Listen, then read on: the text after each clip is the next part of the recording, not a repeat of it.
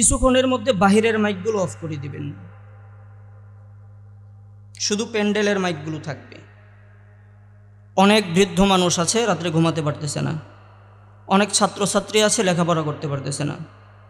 আমাদের সবচেয়ে বড় সমস্যা হলো আমরা ওয়াজ মাহফিলগুলো মাকসাদ থেকে দূরে গেছি, যেই মাকসাদে করা হয় সেই মাকসাদে নাই। কথা কন না কেন?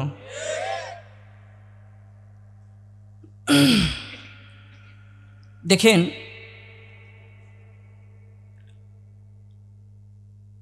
এই যে রাত 12টা বাজে, আমাদের মাকসাদ যদি দিনী আলোচনা শোনা হতো, তাহলে এই প্যান্ডেলের মধ্যে 2-4-5টা মাইক হলে যথেষ্ট ছিল। লোক হয় না 500, মাইক লাগাই 100। কথা কন নাকি? ওই 100 মাইক লাগাইয়া এত প্রচার করে মানুষের উপকারের চেয়ে ক্ষতি বেশি হয় এবং মাহফিলের সৌন্দর্য নষ্ট হয়। যদি বিছানায় শুয়ে শুয়ে কম্বলের নিচে থেকে হুজুরের ওয়াজ শোনা যায়, তাহলে আর ঠান্ডার মধ্যে এখানে আসার দরকারটা কি? যদি বাহিরের মাইক অফ থাকতো, সবগুলো মাহফিলের দেখতেন প্যান্ডেল ভরে যেত মানুষের, এই প্যান্ডেল খালি হতো না। কিন্তু আমরা হুজুর সব নষ্ট করে ফেলছি। এর দ্বারা দেখেন অনেক মুরব্বী বাবারা আছে, ঘুমাইতে পারে না, ঘুমে ট্যাবলেট খেয়ে ঘুমাতে হয়। এদের ঘরের চালের উপরে মাইক লাগাই দিই আমরা। কথা কন না কেন? অনেকে মন খারাপ করতে পারেন, আমার কথাগুলো একটু আত্মঘাতী হয়ে যেতেছে। হ্যাঁ, এটা কি করা দরকার ছিল? কন্যা, যদি আমরা মাহফিল প্যান্ডেল এবং আশপাশে কিছু মাইক দিয়ে শুধু এইখানে আওয়াজটা কন্ট্রোল করা যায়, এইখানে আওয়াজটা সীমাবদ্ধ থাকে, কিছু ছড়াক, তাহলে মানুষকে বাজারে থাকতো, ঘরে শুয়ে থাকতো, গল্প গুজবে থাকতো, চায়ের আড্ডায়। তাহলে যারা ওয়াজ শোনার 5 মিনিটের জন্য হইলেও এখানে এসে বসতো, ঠিক কিনা? এখন কতক্ষণ আসে, এক দোস্তর সাথে দেখা হয়, চা খাইতে খাইতে আলাপ করতে করতে তারপর রাত হয়ে গেছে, ঠান্ডা দিন জায়গা, ঠিক কিনা? আচ্ছা দেখেন তো, আমাদের বাংলাদেশে, আমি বেশিক্ষণ আলোচনা করব না, মাত্র 1 ঘন্টা আলোচনা করব। কতক্ষণ? সারা রাত আলোচনা করার পক্ষে আমি না। কারণ যদি সারা জীবন ওয়াজ শুনেন আর ফজরের নামাজ কাজা হয়ে যায়, লাভ আছে? কোনো লাভ নাই। এই জন্য ওয়াজ শোনার চেয়ে ফজরের নামাজ ঠিক টাইমে পড়াও ভালো। মাত্র 1 ঘন্টা, 12টা 10 বাজে, 1টা 10-এ শেষ করে দেব ইনশাআল্লাহ হুজুর। জি, প্রথমে আসেন, আজ থেকে 20 বছর আগে বর্তমান যুগের চাইতে ওয়াজ মাহফিল বেশি ছিল না কম ছিল? কিন্তু মানুষের হেদায়েত বেশি ছিল না কম ছিল? আল্লাহকে মানুষ ভয় এখনের চাইতে বেশি পাইতো না কম পাইতো? আমাদের মা বোনেরা বেপরদা হইয়া এখন বেশি চলে না আগে বেশি চলতো?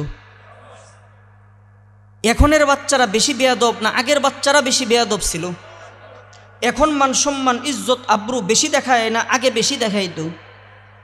তাহলে এত ওয়াজ মাহফিল, এত নসিহা, এত কিছু, তারপরেও গুমরাহি বাড়তেছে, উপকার হইতেছে না এত বেশি, এর কারণ কি? এটা জানা দরকার আছে না নেই?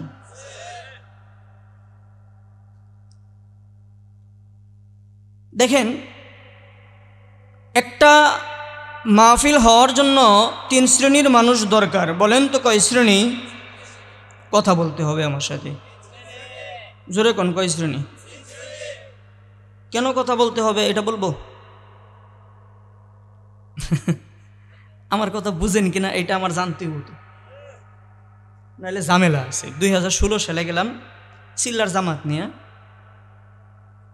সিলেট জকিগঞ্জ, একদম বর্ডার এলাকায়।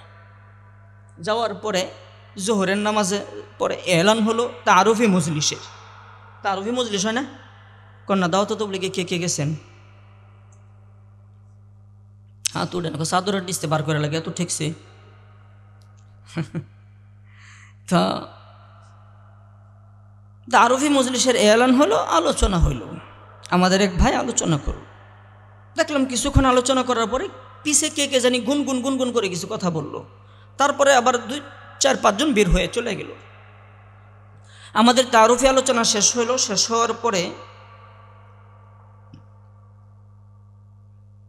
আমরা মাশওয়ারা করতেছি কেমনে কি করা যায়। এই টাইমে এলাকার মেম্বার সাহেব আসলো, এসে বলল আমির সাহেব কি? সবাই আমার দিকে দেখে দিল, ওই হুজুর। আয়সা বলতেছে হুজুর বেয়াদবি মাফ, ভুল হয়ে গেছে, আপনি মনে কিছু নিয়েন না, মাফ করিয়ে দিন। আমি বললাম কি ব্যাপার? আসাল্লাম না, এরা মাফ চাইকা, কি হয়েছে, মাফ চাইতেছেন কেন? তখন বলতেছে হুজুর কিছুক্ষণ আগে আমাদেরকে কয়েকজন লোক আপনাদেরকে যে গালি দিছে, এই জন্য ওরে ধৈর্য মসজিদ থেকে বাইর করছে, বাইর করার পর আমার ফোন দিছে, আমি তাড়াতাড়ি আসছি, আমাদের দরবার হয়েছে, দরবারের মধ্যে আমি ওর বিচার করছি, এখন ওর পক্ষ থেকে আমি পুরা গ্রামবাসীর পক্ষ থেকে আপনাদের কাছে মাফ চাইতেছি। তো আমি বললাম আমগরে গালি দিছে না দোয়া করছে আমরা বুঝি নাই, আমরা শুধু একটা আওয়াজ শুনছি, বুঝলেন নাই, ওই ভাষা কিছুই বুঝি নাই, শুধু আওয়াজ শুনছি। আপনি এখন বলছেন গালি দিছে, এই জন্য বুঝলাম যে হ্যাঁ ওই আওয়াজটা ছিল গালির, বুঝেন নাই। এখন আমার কথা আপনারা বুঝেন কি বুঝেন না, এইটা জানার জন্য একটু আওয়াজ লাগবে, পারবেন ইনশাআল্লাহ? আচ্ছা বলেন।